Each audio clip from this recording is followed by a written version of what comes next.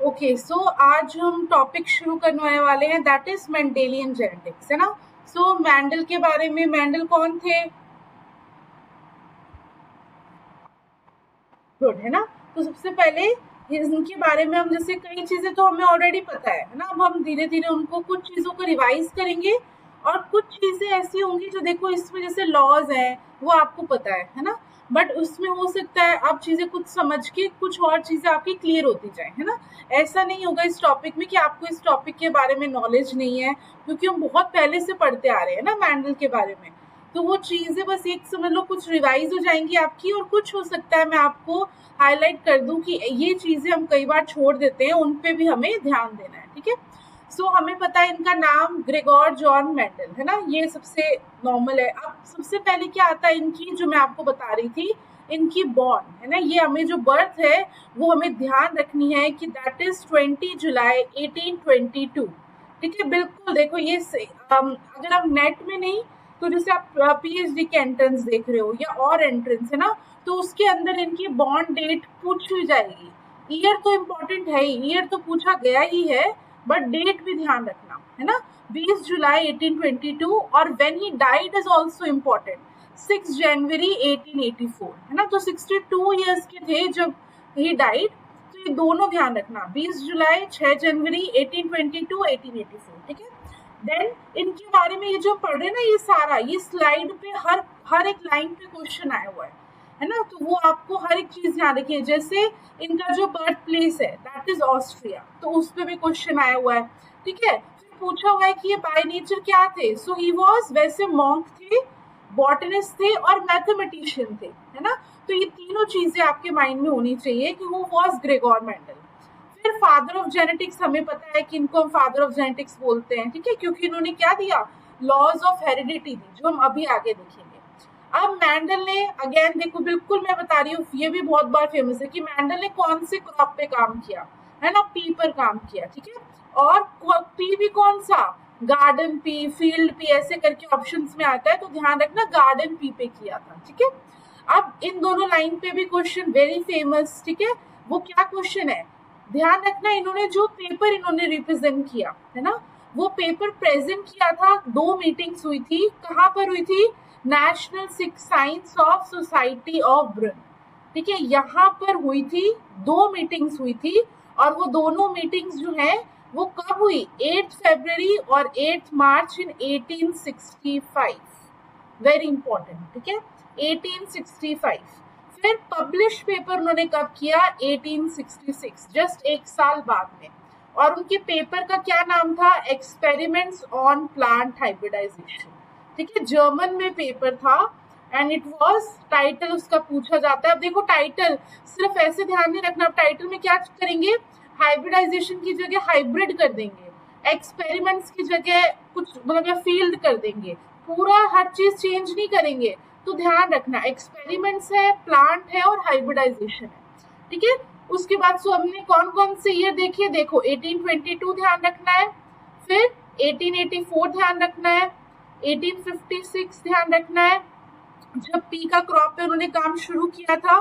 Then 1865 very important, 1866 again very important, ठीक है। अब इसमें क्वेश्चन क्या पूछते हैं, in which year the paper was published, 1865, 1864 ऐसे करके। तो रिमेंबर पब्लिश्ड 1866, और जो हमारी प्रीसीडिंग मीटिंग्स हुई थी दैट वाज इन 1865, ठीक है।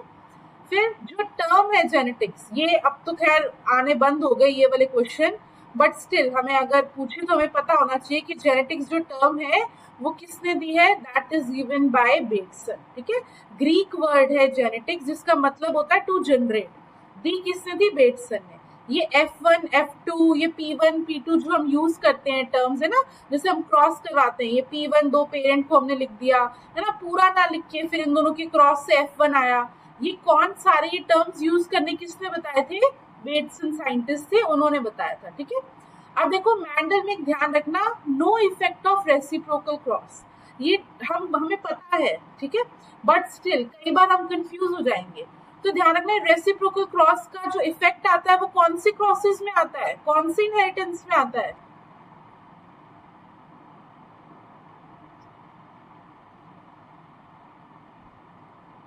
देखो जो भी इनहेरिटेंस है ना, जिस तरह से इनहेरिट हो रही है चीजें, उसमें हम हमेशा दो चीजें पढ़ेंगे। एक हम देखते हैं कि अकॉर्डिंग टू मेंडल, और one will be according to non Mendel, है ना, मतलब मेंडल के अकॉर्डिंग जो नहीं, उसको हम बोल देते हैं नॉन मेंडेलियन इनहेरिटेंस। ठीक है, मेंडेलियन वाला तो मैंने आपको बताया कि क्या होगा, जो हम जैसे कल हम देख रहे थे ना, तो मैंने आपको बताया था कि जो बी क्रोमोसोम है वो मेंडेलियन इनहेरिटेंस को फॉलो नहीं करता, बिकॉज वो इक्वल फ्रीक्वेंसी ऑफ गैमीट्स जो है वो नहीं बनाएगा, जो हम अभी मैंडल के अंदर देखेंगे कि इक्वल फ्रीक्वेंसी ऑफ गैमीट्स बनती है। ठीक है, फिर जो हम इनहेरिटेंस देखते हैं, जो रेशो हमें मिलता है, क्वालिटेटिव करेक्टर्स को जो स्टडी किया, वो सारा इनहेरिटेंस कैसा होता है, मैंडल का। ठीक है, जो भी हम अभी पढ़ेंगे ना, वो सारे जो लॉज जिस पर भी अप्लाई हो जाएंगे, दैट इज मेंडल इनहेरिटेंस, जिसमें से एक ये भी देखा गया था कि रेसिप्रोकल का डिफरेंस नहीं है। अगर मैं टॉल प्लांट को ड्वार्फ से क्रॉस करवाऊं, मेल फीमेल को चेंज करके भी, तब भी आपकी प्रोजनी टॉल ही आएगी, है ना। ऐसा नहीं है कि आपकी प्रोजनी का जो नेचर है वो बदल जाएगा। सो दैट इज कि उस पर रेसिप्रोकल का कोई इफेक्ट नहीं होता। अगर ये चीजें बदलने लग जाए, जैसे रेसिप्रोकल का इफेक्ट देखने लग जाओ आप, है ना, या फिर इक्वल फ्रीक्वेंसी ऑफ गैमीट्स ना आए, वो सारा आपका किस में आ जाता है, नॉन मेंडेलियन इनहेरिटेंस में। जैसे फॉर एग्जांपल बी क्रोमोसोम का हमने देखा, या फिर साइटोप्लाज्मिक इनहेरिटेंस जो हम देखेंगे, है ना, जैसे साइटोप्लाज्मिक मेल स्टेरिलिटी आप लोगों को पता है, तो उसके अंदर क्या होता है, जो मेल है उसको हम एज अ मेल ही यूज कर सकते हैं, we can not use it as a female. Change करेंगे तो आपकी जो सारे जो जनरेशन है वो बदल जाएगी, है ना। रेसिप्रोकल क्रॉस का इफेक्ट होता है, जो हम मैटरनल इफेक्ट होता है, ये सब जो हम आगे पढ़ेंगे, these are all in non Mendelian inheritance. ठीक है, अब मेंडल ने हमेशा, देखो ध्यान रखो, उन्होंने क्या बोला था, पार्टिकुलेट इनहेरिटेंस के बारे में बोला था। ये क्या होता है पार्टिकुलेट इनहेरिटेंस, देखो फॉर एग्जांपल जैसे जो मेंडल से पहले जो भी काम चल रहा था, है ना, जैसे डार्विन थे, है ना, डार्विन वाज, जो मेंडल से पहले जितने भी, डार्विन वाज वेरी फेमस, है ना।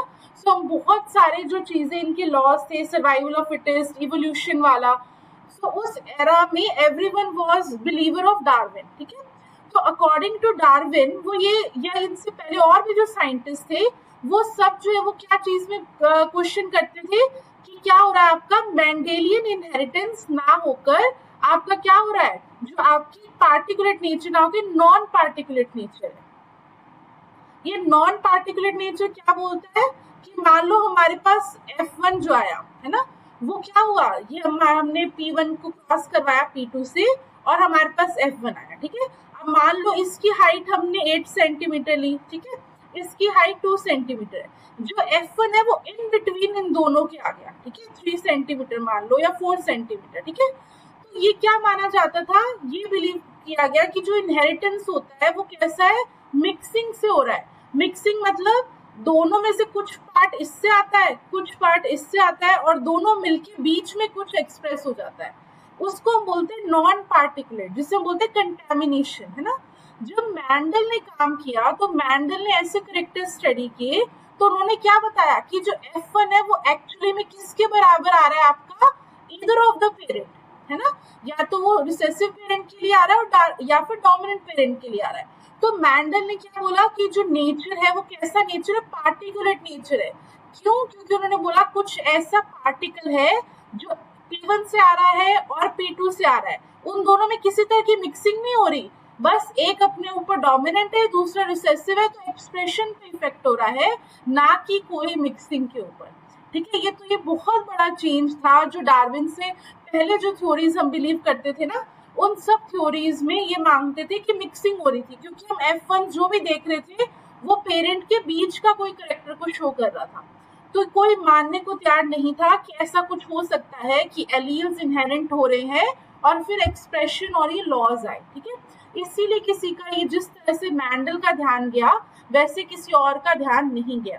सो मैंडल का जो वर्क था was also responsible for particulate inheritance. ठीक है, ये चीज आप ध्यान रखना। अब देखो जो करेक्टर्स है, सबसे पहले मैंडल ने कौन सी क्रॉप पे काम किया था, हमें पता है P, है ना। टोटल कितने करेक्टर स्टडी किए थे मैंडल ने, गुड, है ना, कितने करेक्टर स्टडी किए थे, 7। अब 7 करेक्टर्स के सबसे पहले तो आपको है बहुत बेसिक, बट स्टिल आपको ध्यान रखना है कि इसके जो नाम है ना वो हमें ध्यान रखें। जैसे देखो सीड शेप हो गया, ठीक है, अब ये जो सीड शेप है ये पहला करेक्टर हुआ, दूसरा सीड कोटाइलेडॉन का करेक्टर, ठीक है। फिर सीड कोट, कोट का शेप, पॉट का कलर, फ्लावर पोजीशन और स्टेम लेंथ, है ना। स्टेम लेंथ जैसे हम प्लांट हाइट भी बोलते हैं। अब इन सब में देखो ये सब तो सेम है, प्रॉब्लम किस में आती है, ये वाले में। कई बार जो जैसे आपने जो अपनी पहले एनसीईआरटी पढ़ी हुई है ना, उस एनसीईआरटी में इंस्टेड ऑफ सीड कोट के कलर क्या लिखा हुआ है, फ्लावर का कलर, ठीक है। तो क्वेश्चन में, और इस पे क्वेश्चन आया हुआ है कि ऑप्शन दे रखी है 4 कि which of this character was not studied by Mendel, और उसमें से एक ऑप्शन था फ्लावर कलर और एक ऑप्शन है सीड कोट कलर, है ना। तो आपको ध्यान रखना है according to BDC we have to go for seed coat colour, ना कि फ्लावर कलर, ठीक है। तो इसमें सही ऑप्शन क्या हो जाएगा, फ्लावर कलर। कौन सा स्टडी नहीं किया था, फ्लावर कलर, ठीक है। अब इसकी हमें पता है, ये तो सिंपल है कि सीड शेप जो है उसका क्या था, राउंड और रिंकल, ठीक है। उसी तरह से आपके सीड येलो और ग्रीन, फिर आपका सीड कोट का कलर पर्पल और व्हाइट हो गया, ठीक है। पॉट का शेप इन्फ्लेटेड, कंस्ट्रिक्टेड। अब इसमें आपको ध्यान क्या रखना है, ये ध्यान रखने हैं कि इन सब का जो आपका कलर है ना, वो कौन सा डोमिनेंट है और कौन सा क्या है, रिसेसिव है, ठीक है। ये चीज ध्यान रखनी है, ये भूलना नहीं है आपको। ये कि फॉर एग्जाम्पल जो मेंडल ने जैसे 2 पे काम किया, तो देखो ये जो आपका है ये वाला पॉट का कलर है, उसके अंदर डोमिनेंट कौन सा है, ग्रीन, ठीक है। बट जो आपका सीड कोटाइलेडॉन कलर है उसमें रिसेसिव कौन सा है, ग्रीन, ठीक है। बाकी सब तो आपको बस एक ध्यान रख लेना, सीड शेप जो डोमिनेंट है round, yellow, purple, inflated, green, axil और टॉल, ठीक है। तो ये एक्सिल वाला ध्यान रखना, कंफ्यूज हो सकते हो कि हम टर्मिनल को सोच ले कि डोमिनेंट करेक्टर है। फिर ये वाला मैंने आपको ऑलरेडी बताया कि पॉड में डोमिनेंट होगा ग्रीन कलर, बट जो सीड कोटाइलेडॉन का कलर है उसमें डोमिनेंट क्या होगा, येलो कलर, ठीक है। बाकी इन्फ्लेटेड वाला ध्यान रखना, कंस्ट्रिक्टेड की जगह डोमिनेंट क्या होगा, इन्फ्लेटेड, ठीक है। तो ये 3 चीजें आप ध्यान रखना। अब ये तो सिंपल वाला हुआ, अब हमें ध्यान रखना है इनके क्रोमोसोम नंबर, वेरी इंपॉर्टेंट, कौन सा किस क्रोमोसोम पे प्रेजेंट है। तो देखो जो आपके ये 2 है, फ्लावर का पोजीशन और stem length, this is present on chromosome number 4, ठीक है।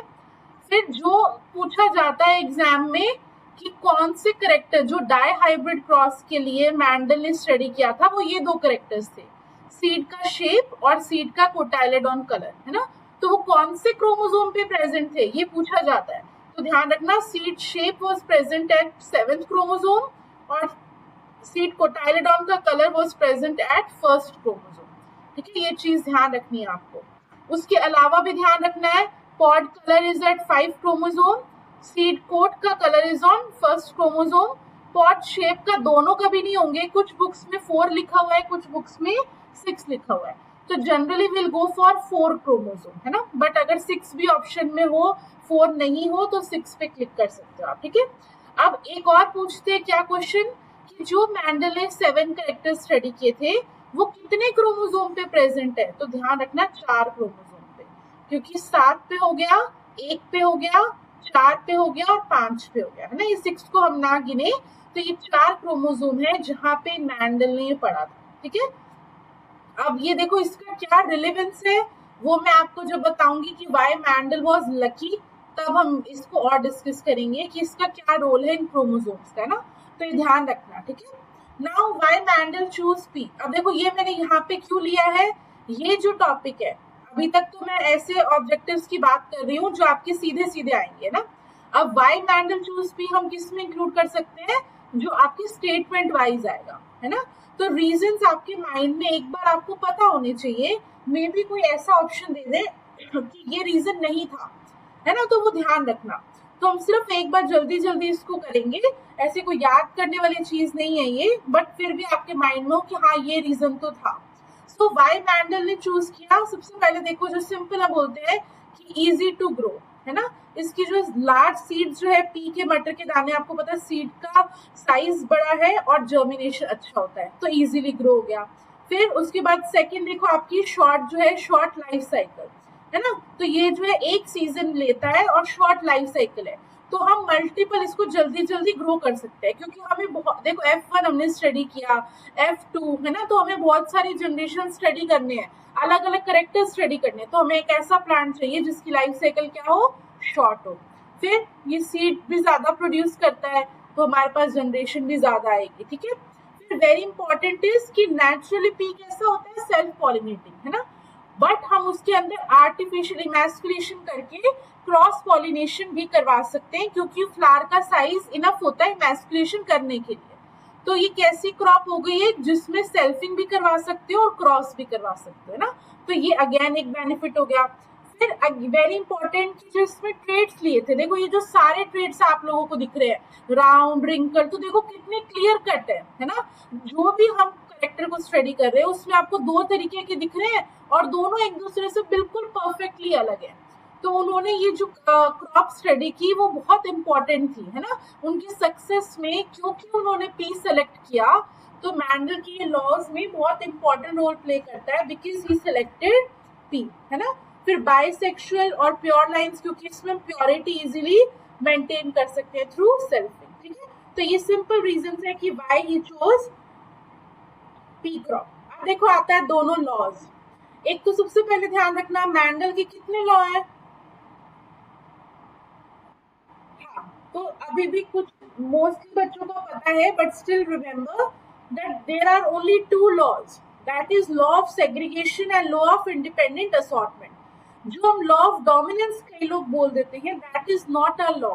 वो क्या है एक्चुअली में, इट इज अ प्रिंसिपल, है ना। तो ये चीज ध्यान रखना। और इसमें क्वेश्चन कैसे पूछेंगे, फर्स्ट लॉ ऑफ मैंडल, तो ऑप्शन में आपकी डोमिनेंस भी होगा और सेग्रीगेशन भी होगा, तो ध्यान रखना आपको किस पे टिक करना है, सेग्रीगेशन पे, क्योंकि dominance is not a law, ठीक है। अब देखो हम ऑब्जेक्टिव से थोड़ा सा हटके मैं आपको ये लॉज एक बार समझा देती हूँ एक बार, ठीक है। देखो प्रिंसिपल ऑफ डोमिनेंस क्या बोलता है कि मान लो हमने सिंपल प्लांट हाइट ली, ठीक है, उसके अंदर ये कैपिटल टी और स्मॉल टी, ठीक है, ये हमने प्लांट हाइट ली। अब इसके अंदर कैपिटल टी है, दैट इज टॉल को रिप्रेजेंट कर रहा है, स्मॉल टी किसको रिप्रेजेंट कर रहा है, आपका ड्वार्फ को, ठीक है। अब इन दोनों का जब हम क्रॉस करवाएंगे तो आपको क्या देखने को मिलेगा, कैपिटल टी और स्मॉल टी। अब क्या होता है, अब ये दोनों हेटेरोजाइगस कंडीशन है ना, कुछ वर्ड्स होते हैं पता होगा, बट फिर भी एक बार आपको मैं क्विक रिकैप कर रही हूँ। जब दोनों एलील सेम हो उसको हम बोलते हैं होमोजाइगस, ठीक है।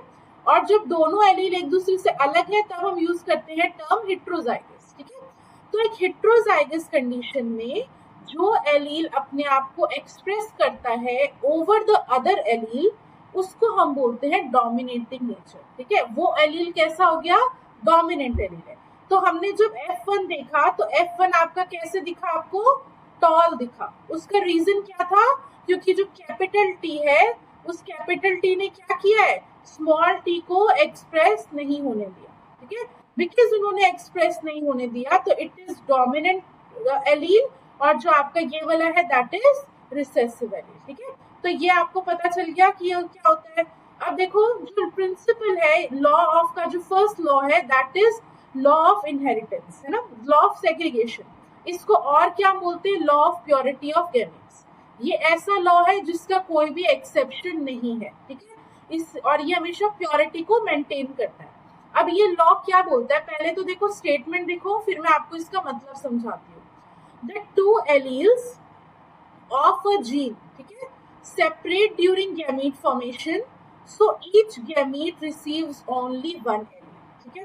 ये हमें स्टेटमेंट पता चल गई। अब इसका मतलब क्या है, देखो सबसे पहले जो हमने सेल डिवीजन पढ़ लिया है ना, तो आपको ये समझ में बहुत इजीली आएगा। मान लो ये हमारा सेल है, ठीक है, इसके अंदर मैंने आपको बताया था कि ये जो है these are what, homologous chromosome, एक पेरेंट से, एक फादर से आ रहा है, एक मदर से आ रहा है। अब मान लो हमारे पास जो एलील्स की जो हम बात करते हैं ना, तो यहाँ पे क्या हो गया, एलील होगा। मान लो कैपिटल टी जो है वो इधर प्रेजेंट है और स्मॉल टी आपका इस पर प्रेजेंट है, ठीक है। तो ये जो दो आपके एलील है, ठीक है, ये दोनों क्या एक दूसरे के सिस्टर क्रोमेटिड्स, ये दोनों क्या है सिस्टर क्रोमेटिड्स, ये दोनों क्या एक दूसरे के होमोलोगस क्रोमोसोम। जब आपकी एनाफेज 1 आएगी, है ना, एनाफेज 1 में क्या होगा, कौन अलग होंगे, बिल्कुल तो ये, हाँ, ये दोनों जो हमने होमोलोगस क्रोमोसोम बनाए हैं, ये क्या होंगे, अपोजिट पोल्स पे चले जाएंगे। इसके ऊपर कैपिटल टी है, इसके ऊपर क्या है, स्मॉल टी। अब जब ये अलग अलग चले गए तो इन दोनों में कोई भी क्या हुआ, मिक्सिंग नहीं हुई। अब जो ये आगे जाके गैमीट्स बनाएंगे, तो एक गैमीट के अंदर आपको क्या दिखेगा, सिर्फ टी आएगा, और दूसरा जो गैमीट दिखेगा उसके अंदर आपको क्या दिखेगा, सिर्फ स्मॉल टी। इसमें सिर्फ कैपिटल टी और इसमें सिर्फ स्मॉल टी। ये ही लॉ बोलता है लॉ ऑफ सेग्रीगेशन का, कि जब दो एलील्स एक जीन के, है ना, जीन कौन सा, इसमें प्लांट हाइट का जीन, उसके दो एलील है, कैपिटल टी और स्मॉल टी, ठीक है। इनका जब गैमीट का फॉर्मेशन हो रहा है, गैमीट बनेगा तो इसका मतलब मियोसिस होगा। मियोसिस के अंदर जब गैमीट जा रहे हैं, तो भले ये दोनों एक दूसरे के साथ है ना, यहाँ पे तो साथ में है, बट जब ये आपके गैमीट बनाएंगे तो एक गैमीट में सिर्फ एक ही एलील जाएगा, सिर्फ कैपिटल टी आएगा या फिर सिर्फ स्मॉल टी आएगा। इन दोनों के बीच में कोई भी मिक्सिंग नहीं होगी, ठीक है। सिंपल ये लॉ बोलता है लॉ ऑफ सेग्रीगेशन, ठीक है। ये समझ आया आप लोगों को? तो इसीलिए हम क्या बोलते हैं कि ये जो गैमीट है या ये जो लॉ है गैमीट फॉर्मेशन, तो ये कौन से स्टेज में ये करता है, एनाफेज 1 में, ठीक है। इस पे शायद इस बार भी नेट में क्वेश्चन आया था कि कौन सी स्टेज जो है वो लॉ ऑफ सेग्रीगेशन को प्रूव करती है, एनाफेज 1। और कैसे करती है वो मैंने अभी आपको बताया। क्यों? क्योंकि होमोलोगस क्रोमोसोम ही होते हैं जिन पर एलील्स प्रेजेंट होता है। जब होमोलोगस क्रोमोसोम, अब मान लो एनाफेज सही से नहीं हो रहा है ना, तो अगर ये मान लो जो हमारे, ये जो मैंने आपको बताए थे कि दो हमारे यहाँ पे गैमीट्स हैं, ठीक है, कैपिटल टी और स्मॉल टी, इससे गैमीट बनना था। अब मान लो ये दोनों एक दूसरे से दूर गए ही नहीं, तो एक के अंदर क्या होगा, जो भी हम, अब जो हमारे पास गैमीट बनेगा उस एक गैमीट के अंदर ही दोनों एलील आ जाएंगे, कैपिटल टी और स्मॉल टी, क्योंकि दूसरे पोल पे कुछ भी गया ही नहीं, ठीक है। तो एनाफेज 1 जब सही होगा तभी ये जो लॉ है वो प्रूव हो सकता है, ठीक है। अब देखो इसके रेशियोज जो है सिंपल आप लोगों ने कई बार पढ़े हुए हैं, फिर भी ध्यान रखना, रेशियो जो है क्या होता है इसका, फिनोटिपिक रेशियो होता है 3:1 और जीनोटिपिक होता है 1:1। अब ये हम कैसे बोल रहे हैं आप लोग, देखो यहाँ पे देखते हैं। सबसे पहले हम दो एग्जाम्पल, हाँ जी, हाँ बिल्कुल। देखो अब इसमें ये हम यहाँ से देख रहे थे, जैसे येलो, या अगर हम टॉल वाला ही देखो तो वो एग्जाम्पल अगर हम लेके चल रहे हैं, तो देखो कैपिटल टी इसका हमने स्मॉल क्रॉस करवाया, स्मॉल टी, ये हो गया पेरेंट 1 और ये हो गया आपका पेरेंट 2, ठीक है। इससे आपके पास क्रॉस करवा के F1 आएगा, F1 इज कैपिटल टी और स्मॉल टी, ठीक है। तो ये आपके जो F1 है सारे कैसे होंगे, आपके टॉल, ठीक है। अब इसको हम इसकी क्या करवाते हैं, सेल्फिंग। F2 वर्ड जब हम ये यूज करते हैं हमेशा ध्यान रखवाना, हम क्या कर रहे हैं, सेल्फिंग। अब सेल्फिंग का मतलब क्या होता है, कैपिटल टी स्मॉल टी जो हिट्रोजाइगस आया है उसी हिट्रोजाइगस के बीच में हम क्रॉस करवा रहे हैं। अब जब इसके बीच में क्रॉस करवाएंगे तो देखो, अच्छा मैं गैमीट्स बनाना भी एक बार आप लोगों को बता देती हूँ ताकि इजी रहेगा। जैसे देखो ये आपके पास एक पेरेंट है और ये आपके पास दूसरा पेरेंट है। अब इन दोनों को क्रॉस करवाना है तो कैसे करो, पहले इसको कांस्टेंट रखो, ठीक है, इसको इससे क्रॉस करवाओ और इसको इससे क्रॉस करवाओ, फिर इसको कांस्टेंट रखो, इसको इससे क्रॉस करवाओ और इसको इससे क्रॉस करवाओ, ठीक है। तो देखो पहला वाला जब हम करेंगे तो यहाँ से कैपिटल टी और इसको करवाओ तो क्या आया, कैपिटल टी, इसको कांस्टेंट रख के इससे करवाओ, क्या आया आपका कैपिटल टी और स्मॉल टी, फिर स्मॉल टी और इसको करवाओगे क्या आएगा, स्मॉल टी कैपिटल टी, और लास्ट में क्या आएगा, स्मॉल टी, ठीक है। गैमीट्स वाला अगर किसी को नहीं समझ आया है तो पूछ लेना, या आपके आगे मतलब बहुत बेसिक है ये, इसमें कंफ्यूज रहोगे तो आगे आप प्रोसेस इजीली नहीं कर पाओगे, है ना। तो ये आपके क्या हुआ, ये आपके पास अब देखो F2 आ गई।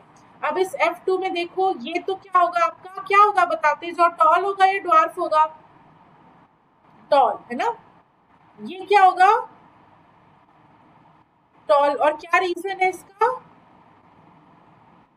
Law principle of dominance, good, है ना, ये भी टॉल, और ये लास्ट क्या हो जाएगा आपका, ये डॉर्फ, है ना। तो सीरियसली आपके क्या बन गए, 3 बन गए टॉल और 1 बन गया डॉर्फ। तो हमारे पास फिनोटाइपिक रेशियो क्या हो गया, 3:1, ठीक है।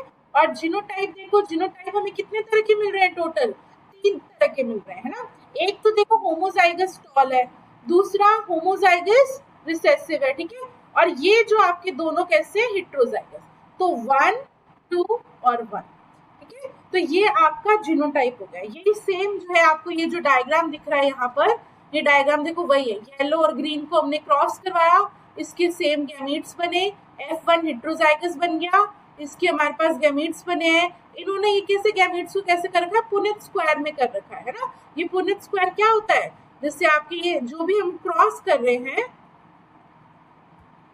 ये मैं आपको अभी फर्स्ट टाइम बता रही हूँ इसलिए थोड़ा सा डिटेल में बता रही हूँ, बाद में आप लोग अपने आप ये क्रॉसेस वगैरह इजीली कर सकते हो।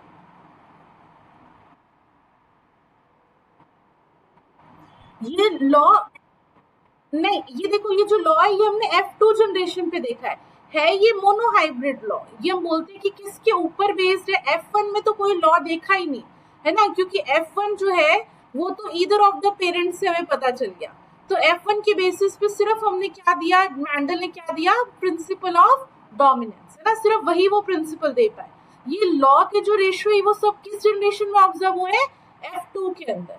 लेकिन जो ये हमारा लॉ ऑफ सेग्रीगेशन है वो किस पे कितने करेक्टर्स को लेके स्टडी कर रहा है, एक करेक्टर को, इसीलिए हम इसको मोनोहाइब्रिड बेस बोलते हैं।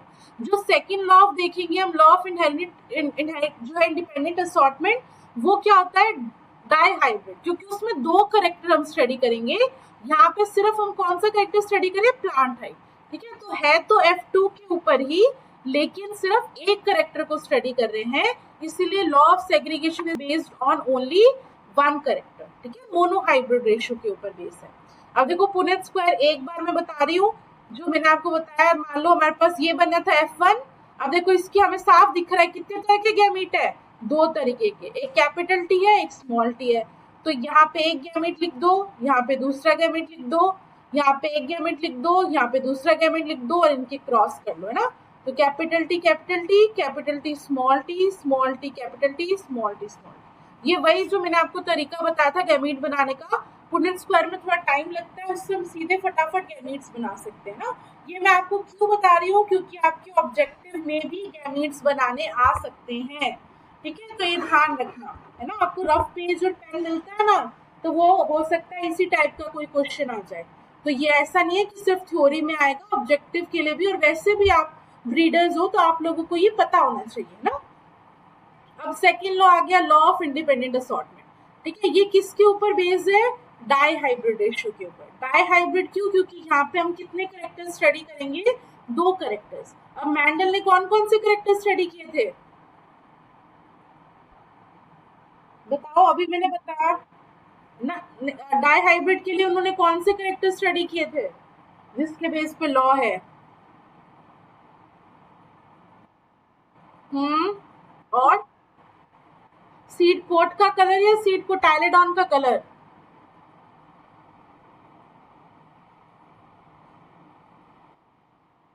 गुड, है ना, सीड कोटाइलेडॉन का कलर और सीड का शेप, ठीक है। तो इन दोनों के दो करेक्टर्स उन्होंने देखे थे। सीड कोटाइलेडॉन का कलर येलो और ग्रीन था, जिसमें येलो क्या है आपका डोमिनेंट और ग्रीन क्या है आपका रिसेसिव, ठीक है। और जो आपका सीड शेप है उसमें क्या था, एक तो राउंड है आपका डोमिनेंट और रिंकल जो है वो आपका रिसेसिव है, ठीक है। अब इसके बेसिस पे देखो, अब ये लॉ ऑफ इंडिपेंडेंट असॉर्टमेंट क्या बोलता है, ये लॉ ये बोलता है कि देखो, या फिर हम पहले मैं आपको अच्छा पहले लॉ ही समझाती हूँ ना। तो ये लॉ देखो, नाम क्या लिखा हुआ है इसमें, लॉ देखो सिंपल लिखा हुआ है कि जब डिफरेंट करेक्टर्स असॉर्ट हो इंडिपेंडेंटली ड्यूरिंग गैमीट फॉर्मेशन, ठीक है। अब इस लॉ का क्या मतलब हुआ कि मान लो हमारे पास ये हमने लिया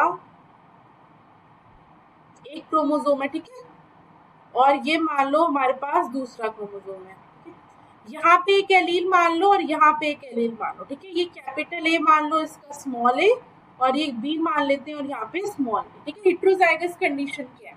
अब देखो हमारे पास क्या होना चाहिए, जब गैमीट का फॉर्मेशन होगा तो गैमीट की फॉर्मेशन में हम देखेंगे कि हमारे पास इक्वल प्रोबेबिलिटी है कि ए जो है वो किसके साथ जा सकता है, या तो वो इसके साथ भी जा सकता है और इसके साथ भी जा सकता है। स्मॉल ए जो है वो इसके साथ भी गैमीट के साथ जा सकता है और इसके साथ भी जा सकता है, ठीक है, ये लॉ ऑफ इंडिपेंडेंट असॉर्टमेंट बोलता है। ये कैसे होता है? At the stage of metaphase, है ना। देखो मेटाफेज में क्या होगा, आपके मेटाफेजिक प्लेट्स पर ये क्रोमोसोम आ जाएंगे, है ना। एक होमोलोगस क्रोमोसोम मान लो इस तरफ आ गया और एक होमोलोगस क्रोमोसोम इस तरफ आ गया, दूसरा इस तरफ आ गया और तीसरा इस तरफ आ गया। अब देखो ये जरूरी नहीं है कि यहाँ पे तो हमने क्या बनाया, ए और बी पास में बनाए, तो इसका मतलब यहाँ पे ए और बी आ गया और यहाँ पे स्मॉल ए और स्मॉल बी आया, तो गैमीट क्या बने, आपने बना दिए, ए बी बना दिया एक गैमीट और दूसरा स्मॉल ए और स्मॉल बी बना दिया। ये तो हमने सोचा कि ऐसा होता है, बट ऐसा जरूरी नहीं है ना। हो सकता है जो आपके पास ये वाला जो है ये इधर चला जाए या ये वाला इस तरफ आ जाए। ये तो लक पे डिपेंड करता है कि प्लेट में कौन सा क्रोमोसोम किस तरफ जा रहा है ना। तो जिस भी मेटाफेज स्टेज में कौन सा क्रोमोसोम किस तरफ जा रहा है, इसके इक्वल चांसेस होते हैं। ये जैसे हम ये नहीं बोल सकते कि ए और बी के बीच में कुछ ऐसी टेंडेंसी है कि ए और बी जो है वो साथ में ही रहेंगे, ऐसा कुछ नहीं है ना। तो एक जो आपका करेक्टर है उसके एलील के पास अगर इक्वल चांस हो कि दूसरे करेक्टर के किसी भी एलील से वो ज्वाइन कर सके मेटाफेजिक प्लेट पे, उस लॉ को हम बोलते हैं लॉ ऑफ इंडिपेंडेंट असॉर्टमेंट। ठीक है, इंडिपेंडेंट क्यों बोल रहा है, क्योंकि वो किसी पे फिक्स्ड नहीं है, और असॉर्टमेंट ये जो आपका असॉर्ट हो रहा है, इसीलिए ये जो लॉ है वो कौन से स्टेज पे देखने को होता है, मेटाफेज 1 पे। इसको और क्या बोलते हैं, फिजिकल सेग्रीगेशन, है ना। फिजिकल सेग्रीगेशन मतलब जो लॉ हमने पढ़ा है वो तो हम इमेजिन कर रहे हैं, है ना, कि इस तरह से जीन्स जा रहे हैं, बट एक्चुअली में फिजिकली इसका प्रूफ कौन देता है आपको, क्रोमोसोम्स का सेग्रीगेशन, है ना। वो क्रोमोस, क्योंकि इसका क्या है, बिकॉज हम जो फिजिकल जो हम पढ़ेंगे फिजिकल थ्योरी ऑफ हेरिडिटी, उसके अंदर भी क्या होता है, फिजिकल वर्ड हम क्या बोलते हैं कि हम जीन्स की बात ना करके, क्योंकि क्रोमोसोम एक दूसरे से अलग इनहेरिट हो रहे हैं, उसके बेसिस पर हम ये बोलते हैं कि ये जो है वो प्रूफ किया जाता है कि जीन भी अलग होंगे। ठीक है, so this is law of independent assortment. अब इसी में मैं आपको थोड़ा सा, हालांकि डीप में हम बाद में पढ़ेंगे, एक टर्म आती है आपको पता भी होगा, एक्सेप्शन। क्या होता है लॉ ऑफ इंडिपेंडेंट असॉर्टमेंट का,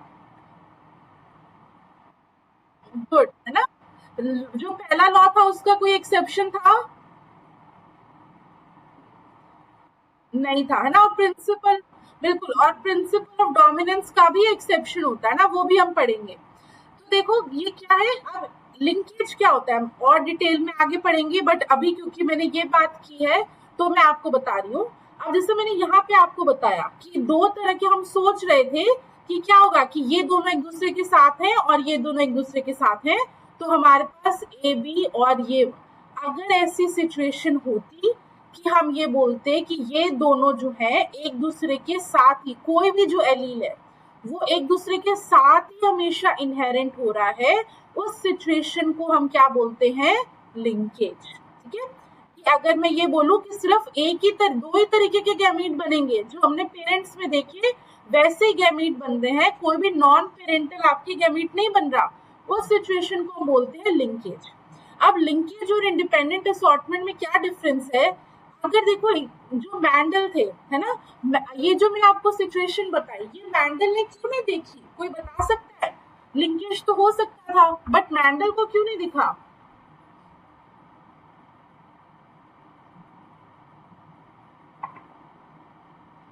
ये जो लिंकेज मैंने आपको कंडीशन बताई, ये कोई ऐसी तो है नहीं कि कभी भी नहीं होगी, है ना। इतने सारे उसने क्रॉसेस बनाए, तो ऐसा क्या हुआ कि मैंडल को एक बार भी नहीं दिखा लिंकेज,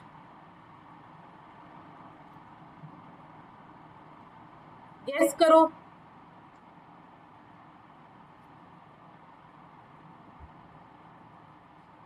देखो इसके लिए हम जाएंगे यहाँ पर, जो मैं आपको बता रही थी कि जब मैं आपको लॉ ऑफ इंडिपेंडेंट असॉर्टमेंट बताऊंगी तब मैं आपको समझाऊंगी। यहाँ पे देखो हमने क्या पढ़ा था, सीड शेप और सीड कोटाइलेडॉन कलर, ये दोनों किस क्रोमोसोम पर प्रेजेंट है, एक तो 7 पे प्रेजेंट है और एक क्रोमोसोम पे प्रेजेंट है।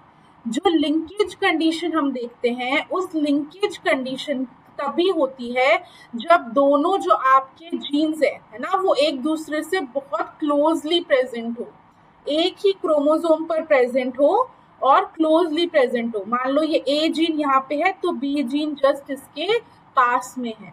तो मैंडल ने जो दो करेक्टर एक टाइम पे स्टडी किए, ही वॉज लकी कि उसने ऐसे करेक्टर ले लिए जो दोनों अलग अलग क्रोमोसोम पर थे, एक क्रोमोसोम पर और दूसरा 7 क्रोमोसोम पर। अब मान लो अगर मैंडल स्टडी करता फ्लावर पोजीशन को और स्टेम लेंथ को, तो ये दोनों किस पर हैं, एक ही क्रोमोसोम पे है, और हो सकता है इनका डिस्टेंस भी एक दूसरे से बहुत कम होता, तब मैंडल को क्या दिखता, लिंकेज दिखता।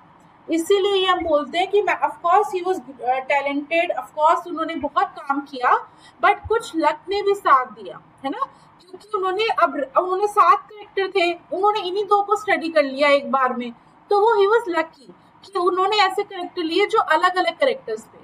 अगर वो सेम कैरेक्टर एक ही क्रोमोसोम पे होते तो उनको क्या दिखता, लिंकेज दिखता।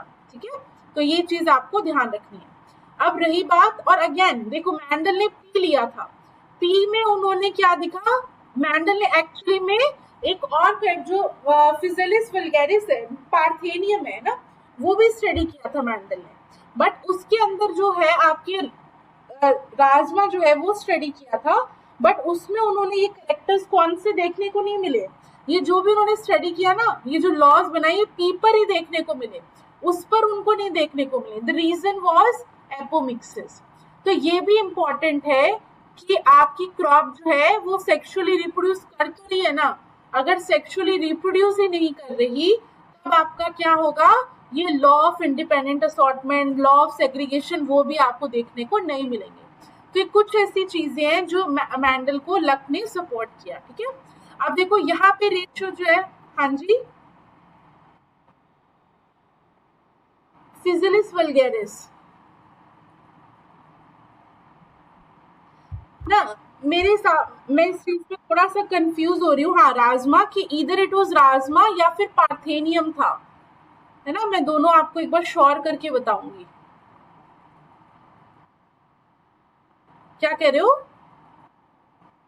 हाँ, हॉकविट। तो इधर it was, I think it was hawkweed, है ना, तो उस पे भी उन्होंने स्टडी किया, बट उस पे उन्होंने नहीं देखने को मिला, क्योंकि इट वाज फैकल्टेटिव एपोमिक्सिस उसके अंदर देखने को मिलता है, बट वो उन्होंने पेपर में मेंशन ही नहीं किया, है ना, तो वो देखा ही नहीं गया, क्योंकि उन्होंने पी पे वो करेक्टर्स देखे, उन्होंने वो बताया ही नहीं कि इसमें तो देखने को मिले, बट और किसी में देखने को नहीं मिले। ठीक है, तो वो चीज एक आप ध्यान रखना। अब देखो रेशियो पे आ जाते हैं, फिनोटिपिक रेशियो और जीनोटिपिक रेशियो। तो देखो अब यहाँ पे है दो करेक्टर्स, में आपको जीनोटिपिक इससे बस समझाती हूँ, और फिनोटिपिक में एक बार आपको बना के बताती हूँ। अब देखो हमें एक टाइम पे क्या करने हैं, दो करेक्टर्स लेने हैं। तो मान लो हमने ये लिया कैपिटल आर, कैपिटल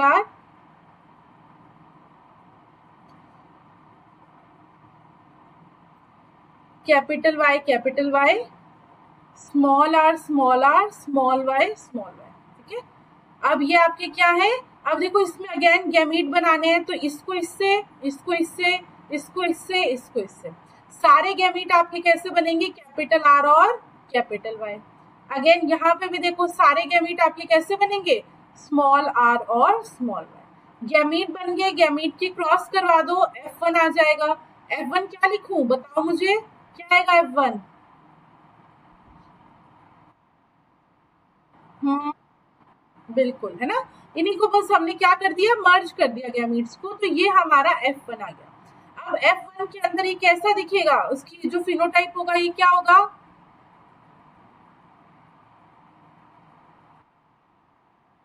गुड, है ना, क्योंकि आपको दोनों में क्या दिख रहा है, प्रिंसिपल ऑफ डोमिनेंस लगाओ, इन दोनों में y है तो वो डोमिनेंट है, वो एक्सप्रेस करेगा, और यहाँ पे राउंड का r जो कैपिटल है वो एक्सप्रेस करेगा। तो F1 में आपको राउंड और येलो देखने को मिला। ठीक है, अब इसके बाद हम F2 बनाते हैं। ठीक है, अब F2 में हमें क्या करवाना है, दोनों की सेल्फिंग करवानी है। तो कैपिटल R ये हमने लिया, एक पेरेंट हो गया, और दूसरा पेरेंट भी ये हो गया इसके जैसा ही, that is capital R small Y, capital Y small Y. ठीक है, इन दोनों को हमने क्रॉस करवा दिया। अब मुझे बताओ इसमें कितने गैमीट्स बनेंगे, बोलते जाओ, क्या क्या बनाऊं पहला, कैपिटल वाई, हाँ, और कैपिटल आर स्मॉल वाई, और और स्मॉल y, है ना। समझ आ रहा है ना? ये सिर्फ जोगिंदर आप अकेले बोल रहे हो, बाकी सबको समझ तो आ रहा है ना ये कैसे हो रहा है क्रॉस? हाँ ओके ना। तो ये हमने अब ये गैमीट्स बनाए। अब इसके बाद क्या करो, ये देखो यहाँ पे जो आपको दिख रहे हैं ये यहाँ तक हमने गैमीट्स बना दिए, ठीक है। यहाँ तक समझ आया? अब ये जो गैमीट है इनका पुनेट स्क्वायर, ये क्या है पुनेट स्क्वायर, सेम यही गैमीट इधर लिख दो एज अ मेल, और इधर आ जाएगा आपका फीमेल और मेल गैमीट्स, है ना।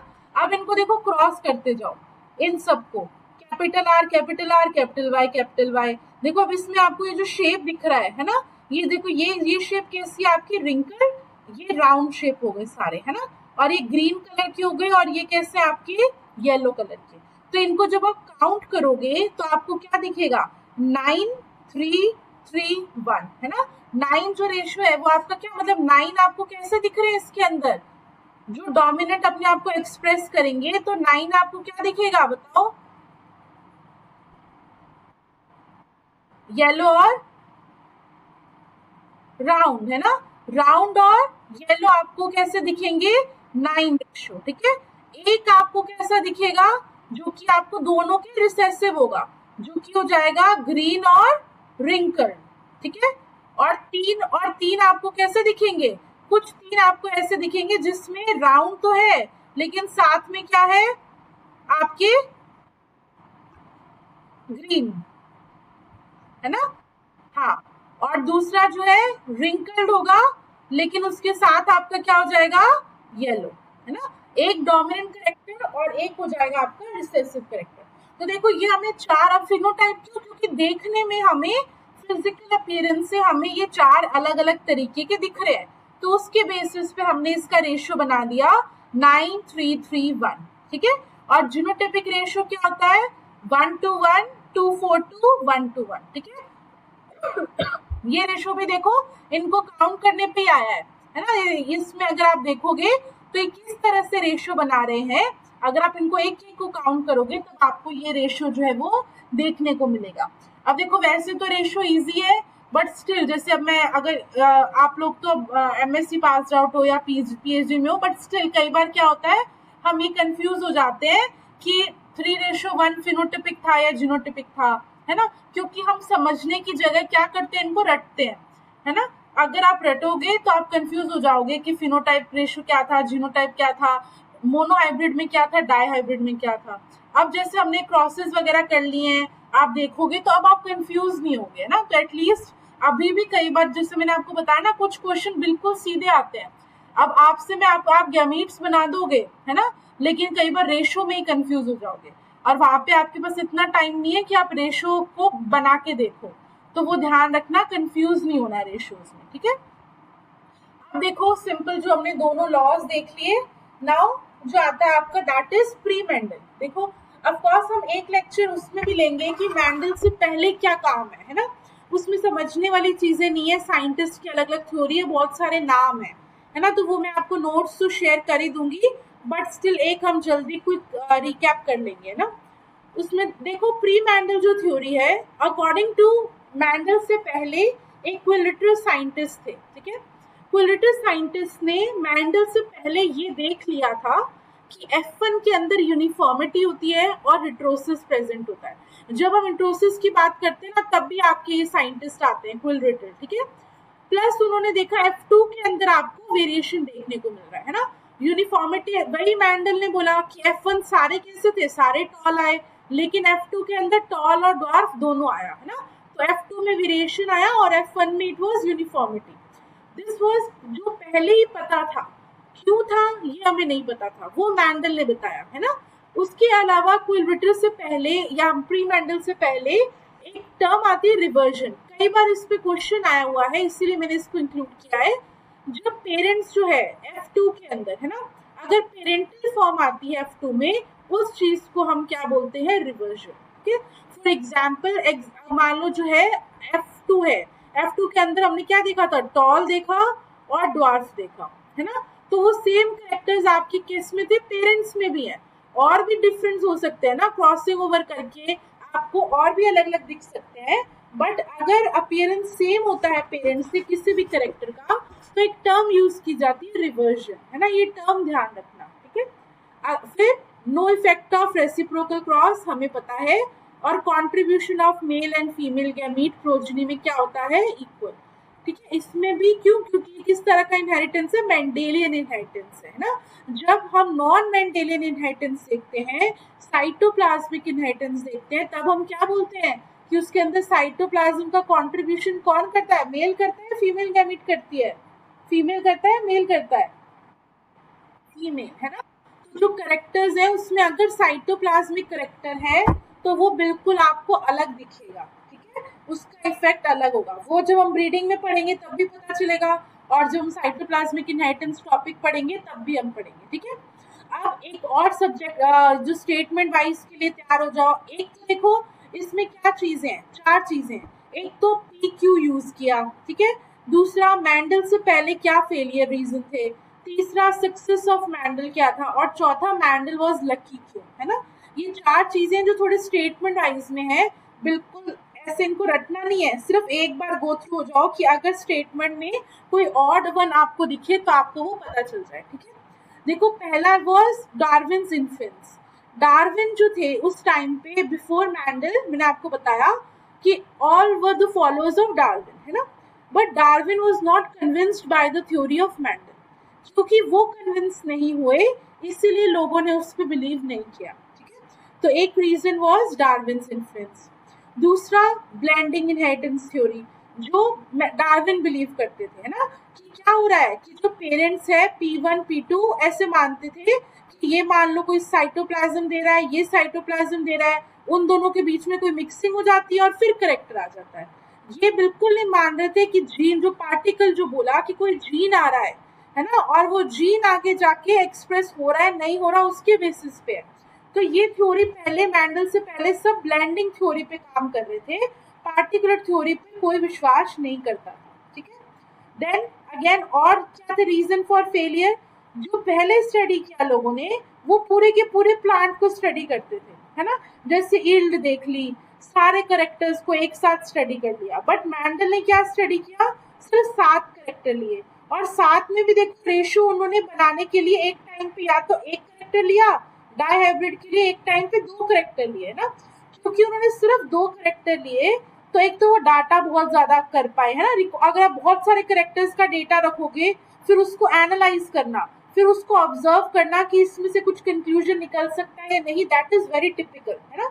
जो कि मैंडल ने क्या किया, सिर्फ 2 करेक्टर को स्टडी किया, बाकी किसी चीज पे ध्यान नहीं दिया, सिर्फ ये देखा वो 2 कैसे इनहेरेंट हो रहे हैं, ठीक है। नेक्स्ट इज, क्योंकि मैंडल से पहले लोगों ने मैथमेटिक्स या फिर स्टेटिस्टिक्स को इतना इंपॉर्टेंस नहीं दी थी, है ना। जो ये मैंडल ने देखो ये 1 2 1 एक फ्रीक्वेंसीज निकाली, तो लोगों ने करेक्टर्स को स्टडी किया, ठीक है। और स्पेशली किस तरह के करेक्टर्स को स्टडी किया उन्होंने, क्वांटिटेटिव करेक्टर्स को, है ना। तो क्योंकि क्वांटिटेटिव करेक्टर वो हमें ऑलरेडी पता है कि वो क्लियर कट क्लास में डिवाइड वैसे ही नहीं हो सकते। अब मान लो उन्होंने प्लांट हाइट में ये देखा कि इसकी प्लांट हाइट 7 आ रही है, इसकी 6 आ रही है, इसकी अलग अलग आ रही है, ठीक है। ईल्ड देखने लग गए, लीफ लेंथ, लीफ विड्थ, ये सब देखने लग गए, जो कि ऑलरेडी क्लासेस में डिवाइड ही नहीं हो सकता। जब वो डिवाइड नहीं हो रहा तो आप क्या, आपके टेस्ट नहीं लग पाएंगे, है ना। और जो रेशियोज है, फ्रीक्वेंसीज है, वो हम नहीं बना सकते। So this was again one reason. उसके बाद एक क्या रीजन है, डेटा मेंटेन करना, है ना। ये सारा एक में ही आ जाता है कि क्वांटिटेटिव करेक्टर स्टडी किए, फ्रीक्वेंसी नहीं पढ़ पाए, क्लियर कट क्लासेस नहीं थी, डेटा इतना गैदर नहीं कर पाए, स्टेटिस्टिक्स को यूज नहीं किया, these all come in single umbrella, ठीक है। अब लैक ऑफ कंट्रोल्ड पॉलिनेशन, ठीक है, बिकॉज मैंडल ने तो, जो हमने बताया, उन्होंने ये प्योर लाइंस पे काम किया है ना। उन्होंने सेल्फिंग करवा के प्योर किया, लोगों ने या उनसे पहले साइंटिस्ट ने प्योरिटी या कंट्रोल पॉलिनेशन पे वर्क नहीं किया, ठीक है। बिकॉज मिक्सिंग होगी तो आप ये बोल ही नहीं सकते कि कैपिटल टी होमोजाइगस है ही या नहीं है ना।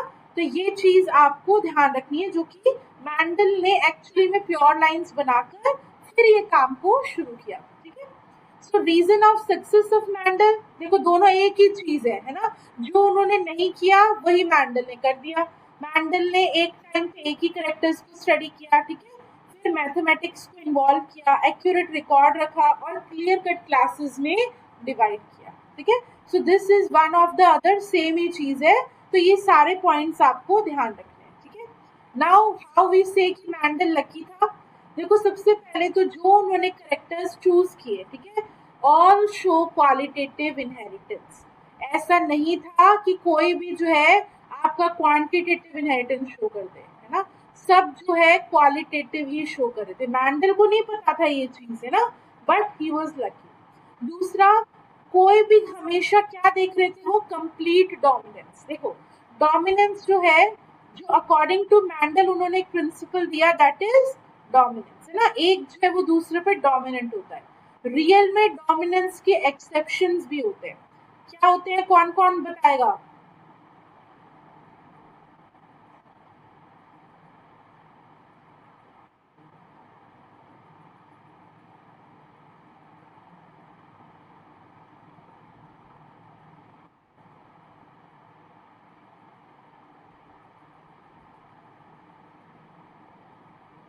ठीक है, सो ये जो है these are exceptions of dominance. ठीक है, तो ये कैसे एक्सेप्शन हुआ? जैसे इनकम्प्लीट डोमिनेंस में क्या होता है, अगर मान लो जैसे मिराबिलिस जलापा में फ्लावर कलर के अंदर इनकम्प्लीट डोमिनेंस देखा गया। क्या देखा उन्होंने? कैपिटल आर रेड फ्लावर लिया और एक व्हाइट फ्लावर लिया स्मॉल आर। ठीक है, इन दोनों को उन्होंने क्रॉस करवाया, कैपिटल आर स्मॉल आर आया। ठीक है, अब जब हमने इसको वापस क्रॉस करवाया तो उन्होंने क्या देखा? आपको कैपिटल आर है, capital R small R, capital R small R, small R small R. अब हम क्या बोलते हैं, 3:1 आना चाहिए। ठीक है, बट इनकम्प्लीट डोमिनेंस में एक्चुअली में क्या आया, 1:2:1।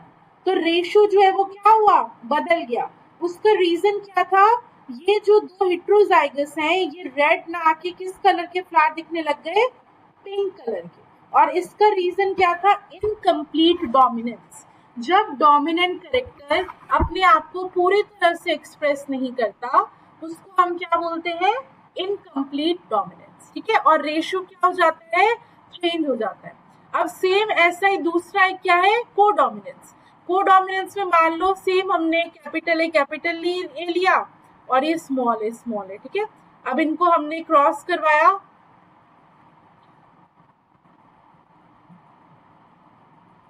ठीक है, सेम यही। अब मैंडल लॉ क्या बोलता है, ये तीन तो एक जैसे दिखेंगे फिनोटिपिकली और ये एक अलग दिखेगा, और 3:1 आना था।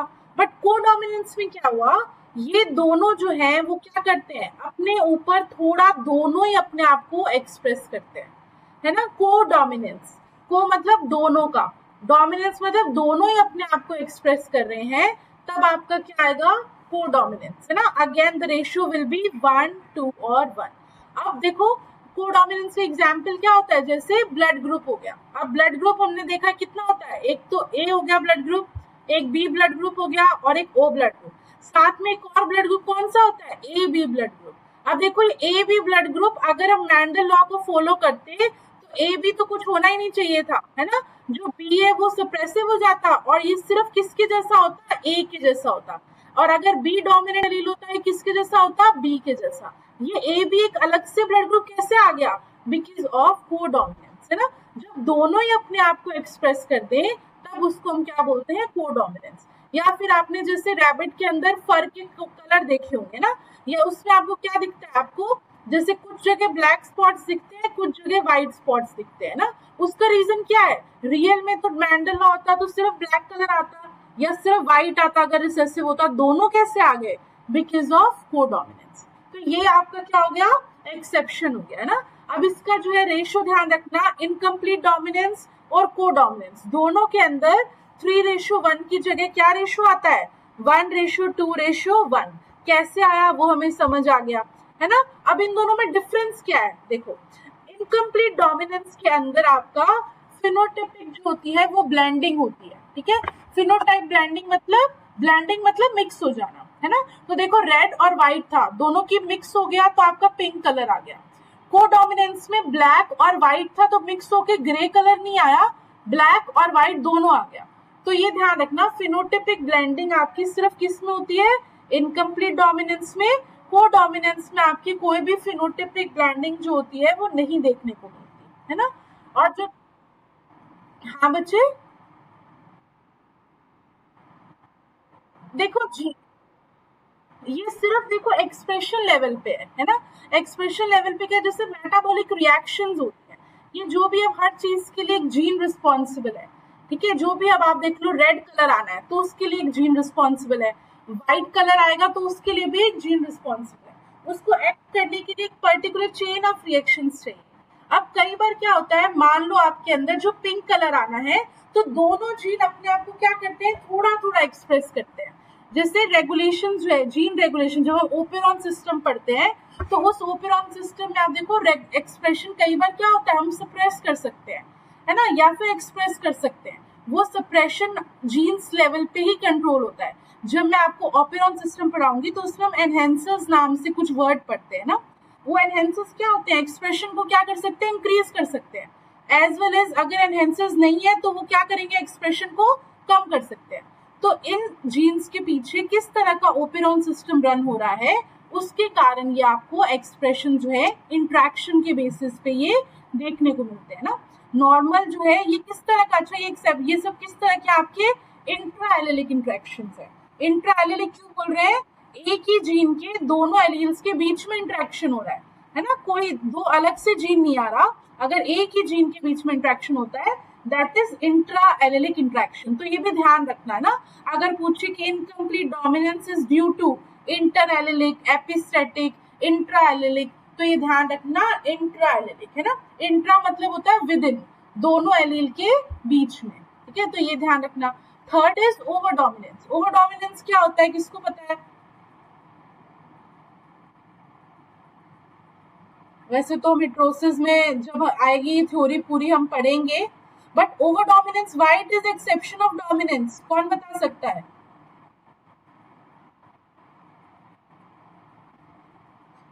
देखो,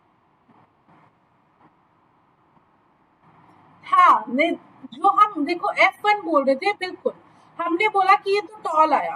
अब ये टॉल आया तो किसके जैसा आया, ईदर ऑफ द पेरेंट जैसा, है ना, वो पेरेंट से बाहर नहीं गया। अगर ये मान लो F1 वेरी टॉल आ जाए, ठीक है, दोनों पेरेंट्स में एक पेरेंट से या तो वेरी स्मॉल रिसेसिव आ जाए या वेरी टॉल आ जाए, पेरेंट से अगर बेटर परफॉर्म करता है तो उसको हम बोलते हैं ओवर डोमिनेंस। तो यहाँ पर भी जो आपका डोमिनेंस का लॉ है वो काम नहीं करता। इसके अलावा एक और होता है, that is lethal gene action. उसके अंदर क्या रेशो था, ये हम ऑलरेडी पढ़ चुके हैं।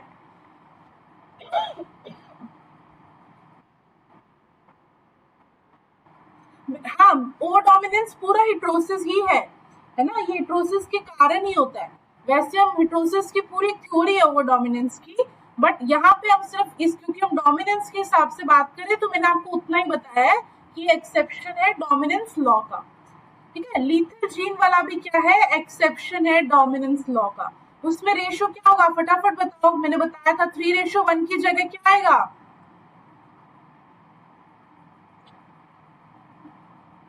पढ़ चुके हैं, मैं इसीलिए आपसे पूछ रही हूँ। बैलेंस लीथल, लीथल जीन याद करो, वेरी गुड, है ना, 2:1, ठीक है। तो यहाँ पे भी लॉ जो है वो आपका बदल गया। अब कैसे आया वो मैं वापस नहीं बताऊंगी आपको, नहीं याद आ रहा तो वीडियो देखना उसको, ठीक है।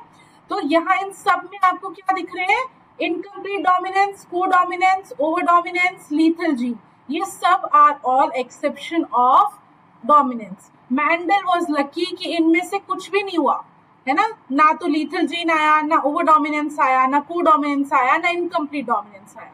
इन सब में कुछ नहीं हुआ, कंप्लीट डोमिनेंस देखने को मिला, इसीलिए मैंडल वॉज लकी, ठीक है। और थर्ड जो मैंने आपको ऑलरेडी बताया, सबसे इंपॉर्टेंट रीजन मैंडल के लकी होने का क्या था, कि उन्होंने एक टाइम पर ऐसे करेक्टर स्टडी किए जो एक दूसरे से क्लोज इनफ नहीं थे, प्रेजेंट ऑन अनदर क्रोमोसोम, है ना, किसी और क्रोमोसोम पर प्रेजेंट थे। अगर सेम पे प्रेजेंट होते तो आपको ये जो है रेशियो देखने को नहीं मिलता, ठीक है। तो 3 रीजन ध्यान रखना व्हाई मैंडल वाज लकी, ठीक है। अब जो सिंपल सा ये देखो, कई बार ये इतना इंपॉर्टेंट नहीं है, हम ये छोड़ भी देते हैं, बट स्टिल हम इसको थोड़ा सा कवर करेंगे क्योंकि बीडी सिंह में है। देखो कुछ असम्पशंस है ना, सिर्फ मोनोहाइब्रिड रेशियो के लिए नहीं, इवन डाई हाइब्रिड के लिए भी, है ना, बट ये जो मेंशन है वो मोनोहाइब्रिड वाले चैप्टर में है, इसलिए इसका मैंने यहाँ आगे 3:1 है, ये टॉपिक ऐसे लिखा हुआ है, but it applies to both monohybrid और डाईहाइब्रिड दोनों में, ठीक है। So that is production of two gametes is equal frequency in F1. जो हम लॉज बना रहे हैं वो लॉज अगर ये चार चीजें नहीं होंगी तो ये लॉ आपको देखने को नहीं मिलेंगे, ठीक है। जिसमें से पहला क्या है, production of two type of gamete in equal frequency. क्या मतलब हुआ, जो हम कैपिटल टी वो बना रहे थे तो इसके दो गैमीट बनेंगे, कैपिटल टी और स्मॉल टी, है ना। मान लो ये जो है वो दोनों हमने बोला इक्वल बनेंगे, ये हमने क्यों बोल दिया, क्योंकि इसको हमने अज्यूम कर लिया, हो सकता है ये वाला सर्वाइव ही ना करे, है ना। तो ये हम ऐसे एक्सेप्शन लेके नहीं चल रहे, इसके बेसिस पर ही हम लॉज बना रहे हैं, ठीक है। कि इक्वल सर्वाइव हो रहा है गैमीट्स का, फिर अगर अलग अलग गैमीट्स है तो वो भी इक्वल सर्वाइव कर रहे हैं ना। मान लो डाई हाइब्रिड जो रेशो है उसके अंदर आपके मान लो दो हमने ये पढ़ लिया ये, तो इन दोनों के आपके गैमीट जो भी बनेंगे टी ए करके ये भी इक्वल सर्वाइव करेगा और ये भी इक्वल सर्वाइव करेगा, जितने भी गैमीट्स करेंगे सब इक्वली सर्वाइव करेंगे, ठीक है। फिर random union of male and female gamete, ये वही मैंने आपको बताया कि अगर मान लो मैंने ये दोनों बनाए या यहाँ पे मैंने अब चार बनाए, है ना, चार बनेंगे यहाँ पर, तो ये चारों जो आपके बने हैं इसमें ऐसा नहीं कह सकती मैं कि ये वाला इसके साथ ही क्रॉस करेगा या ये वाला इसके साथ ही क्रॉस करेगा, ये इसके साथ इसके साथ, ये इसके साथ इसके साथ, है ना। तो इक्वल रैंडम यूनियन है गैमीट्स का, सबके यूनियन होगा, कोई भी फेवरिज्म नहीं होगा। फिर जो गैमीट बन गए, अब जो जायगॉट हमने पुनेट स्क्वायर में बनाए हैं वो जायगॉट भी सारे सरवाइव करने चाहिए, है ना। वरना मानो जो हमने राउंड और रिंकल जो सबसे वो बनाया था येलो रिंकल वाला, है ना, अगर मान लो वो सरवाइव ही ना करे या फिर ग्रीन और रिंकल वाला जो सरवाइव ही ना करे, तो फिर रेशो जो आपको 1 रेशो दिख रहा है वो कैसे दिखेगा, है ना। या फिर टॉल वाले के अंदर जो आपका ड्वार्फ वाला है वो दिखे ही ना, वो जायगोट बने ही ना, तो वो रेशो नहीं आएंगे। तो ये चार अजम्पशंस हैं, जब वो फॉलो होते हैं तभी ये लॉज काम करते हैं, ठीक है। तो ये चार अजम्पशन को ध्यान रखना। अब इन चारों अजम्पशन को प्रूव करने के लिए भी एविडेंस थे, ठीक है, कि कैसे ये हमने माना कि ये ऐसा होता है। उसके देखो दो एविडेंस है, या तो हम इनडायरेक्ट एविडेंस देख सकते हैं या फिर हम डायरेक्ट एविडेंस देख सकते हैं। इनडायरेक्ट एविडेंस मतलब हम गैमीट्स को ना देख के प्रोजेनी को देख रहे हैं ना, और डायरेक्ट एविडेंस मतलब हम सीधे गैमीट्स को स्टडी कर रहे हैं। इनडायरेक्ट एविडेंस में एक टर्म आती है दैट इज टेस्ट क्रॉस। कौन बताएगा क्या होता है टेस्ट क्रॉस? गुड गुड, है ना। तो देखो ये आपका होता है टेस्ट क्रॉस। जो टेस्ट क्रॉस है, बैक क्रॉस जो होता है, बैक क्रॉस के अंदर मतलब जो आपका F1 है उसको जब हम पेरेंट से वापस क्रॉस करवाएं उसको हम क्या बोलते हैं, बैक क्रॉस, ठीक है। अब हमने बताया कि दो तरह के पेरेंट है, कैपिटल टी स्मॉल टी और ये कैपिटल टी स्मॉल टी, ठीक है। अगर ये आपका डोमिनेंट वाले पेरेंट से क्रॉस करवाओगे तब हम इसको बोल देंगे आउट क्रॉस, ठीक है। अगर इसको रिसेसिव वाले पेरेंट से बैक क्रॉस करवाओगे तब हम इसको बोल देंगे टेस्ट क्रॉस, ठीक है। तो टेस्ट क्रॉस करके मैंडल ने किए थे, है ना, मैंडल ने ही टेस्ट क्रॉस किया था, और वो टेस्ट क्रॉस करके उन्होंने ये ऑब्जर्व किया कि क्या रेशियो आया आपका, जब सिंगल करेक्टर लेते हैं तो 1:1 आया, और अगर डाई हाइब्रिड लोगे तो 1:1:1:1। एक तो ये रेशियो ध्यान रखना। और अब किसी को पूछना हो कि ये कैसे आया, तो देखो कैपिटल टी स्मॉल टी को हम किससे क्रॉस करेंगे, स्मॉल टी से। अब बताओ कैपिटल टी और स्मॉल टी, फिर कैपिटल टी और small T, small T small T small T small T, तो आपके क्या आ गया, दो तो आपको डोमिनेंट दिख रहे और दो आपको रिसेसिव, तो रेशो क्या आ गया 1:1। सेम ऐसा ही आपका डाइहाइब्रिड में भी आता है, ठीक है। तो इससे हमें क्या पता चला कि ये जो रेशो 1:1 कब आएगा, अगर ये सारे गैमीट इक्वल फ्रीक्वेंसी में सरवाइव करेंगे, है ना। अगर कोई एक भी गैमीट मान लो ये सरवाइव नहीं किया तो रेशो क्या हो जाएगा, बिगड़ जाएगा। तो ये हमें ये प्रोवाइड करता है कि जो टेस्ट क्रॉस है it provides as what, it provides as a indirect जो है आपका एविडेंस प्रोवाइड करता है, ठीक है। अब नेक्स्ट जो है डायरेक्ट एविडेंस। डायरेक्ट एविडेंस क्या होते हैं, जो मैंने आपको बताया, अगर हम किसको स्टडी कर ले, गैमीट्स को ही हम स्टडी करें सीधे। इसमें देखो दो एग्जाम्पल दिए हुए हैं, इनके एक तो नाम ध्यान रखना है ना कि क्या है एग्जाम्पल। इन एग्जाम्पल में देखो पहला it is segregation of Neurospora crassa के अंदर, ये फंजाई है एक तरह की, ठीक है। फंजाई के अंदर कौन सी किसकी प्रेजेंट होती है, एस्कोमाइसिटीज टाइप की फंजाई है। एस्कोमाइसिटीज के अंदर एस्कोस्पोर बनते हैं, है ना। उन एस्कोस्पोर में ये जो एस्कस है, ये बाहर वाला एस्कस है, उसमें एस्कोस्पोर बनते हैं ना। मियोसिस से मैंने आपको बताया था, मियोसिस होगा, मियोसिस से 4 टाइप ऑफ सेल्स बनेंगे, एन बनेगा, वो एस्कोस्पोर्स एन होते हैं, ठीक है। तो अब उन्होंने क्या देखा, ये मैं आपको देखो इस डायग्राम से, यहाँ पे देखो नॉर्मल जब उन्होंने एक जाइगोट लिया हेट्रोजाइगस, ठीक है, कैपिटल ए स्मॉल ए मान लो, ठीक है।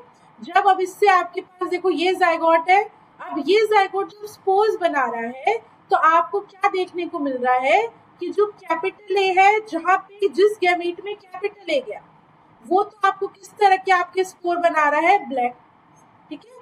और जिस जो गैमीट है उसके अंदर आपका मान लो स्मॉल ए गया, ठीक है, स्मॉल ए गया, तो वो किस तरह के आपके बना रहे, स्पोर बन रहे हैं आपके व्हाइट, ठीक है। तो अब हमने ये कैसे लॉ बता दिया कि हमें, क्योंकि हमें दोनों ही में 2 ही ब्लैक देखने को मिले और 2 ही व्हाइट देखने को मिले, ये हमें सीधे दिख गया, है ना, क्योंकि विजिबल अपीयरेंस था। हमने सीधे गैमीट्स को क्यों स्टडी किया है, क्योंकि एस्कोस्पोज है, तो ये एस्कोस्पोज सीधे देखो, जो अगर डोमिनेंट था तो वो ब्लैक बना रहा है, रिसेसिव है वो स्मॉल बना रहा है। हमने जब इनको काउंट किया तो उसके बाद आपको क्या देखने को मिल रहा है, इक्वल रेशियो में मिल रहा है ना, क्योंकि इक्वल रेशियो है तो हम ये बोल सकते हैं कि हाँ, जो भी हमने गैमीट स्टडी किए वो सारे सर्वाइव किए, ठीक है। एक जो अदर आपका है, दूसरा जो आपका एविडेंस है, that is segregation of vaccine gene in males, ठीक है। वैक्सी एक जीन होता है मेज के अंदर, वो हमने क्या करता है, जब हम सीरियल्स में जो मान लो मेज हो गया ना, ये मोनोकॉट्स के अंदर जब हम एक आयोडीन नाम से स्टेन करते हैं पोलन्स को, ठीक है, पोलन्स को हमने आयोडीन स्टेन किया, तो अगर तो जो एलील जो है वो कैपिटल है, ठीक है, दैट इज WX, ठीक है, तब तो वो क्या लेता है, ब्लू कलर, डोमिनेंट एलील है अगर, तब वो लेता है ब्लू कलर। अगर एलील जो है वो आपका कैसा है, रिसेसिव एलील है, तो रिसेसिव एलील जो स्टार्च प्रेजेंट होता है पोलन में, अगर आयोडीन प्रेजेंट होगा तो वो ब्लू कलर ना देख के कैसा कलर देता है, ब्राउन कलर, ठीक है। तो इस जीन को, जो रिसेसिव जीन है ना, उसको हम वैक्सी जीन बोलते हैं, ठीक है। तो ये चीज हमें पता चल गई कि अगर डोमिनेंट होगा तो ब्लू कलर दे रहा है, अगर रिसेसिव है तो ब्राउन कलर दे रहा है। अब वही देखो यहाँ पे हमने देख लिया, जब हमने दोनों जो आपके होमोजाइगस डोमिनेंट है तो सारे आपके कैसे दिखे, ब्लू, जब होमोजाइगस रिसेसिव है तो सारे आपके कैसे आए, ब्राउन। अब जो मेन एविडेंस प्रोवाइड करता है, जब हमने हेट्रोजाइगस कंडीशन ली, उसके अंदर हमने देखा कि 50% ही आपके ब्लू आ रहे हैं और 50% आपके ब्राउन आ रहे हैं, ठीक है। तो दोनों के ऐसा नहीं है कि ब्लू ज्यादा आ गए या ब्राउन ज्यादा आ गए, दोनों इक्वल आ रहे हैं। तो दिस वाज क्या, ये आपका एविडेंस प्रोवाइड करता है कि आपने किस तरह से ये प्रूव किया, जो अजम्पशंस हैं उनको, है ना। अब इस पे क्वेश्चन कैसे आता है, एक तो सीधे पूछते हैं कि जो टेस्ट क्रॉस वाला है, it is direct, which of these is a direct evidence और इनडायरेक्ट एविडेंस, है ना। तो ये ध्यान रखना कि इनडायरेक्ट एविडेंस सिर्फ टेस्ट क्रॉस वाला है, बाकी दोनों आपकी कैसे है, डायरेक्ट एविडेंस है।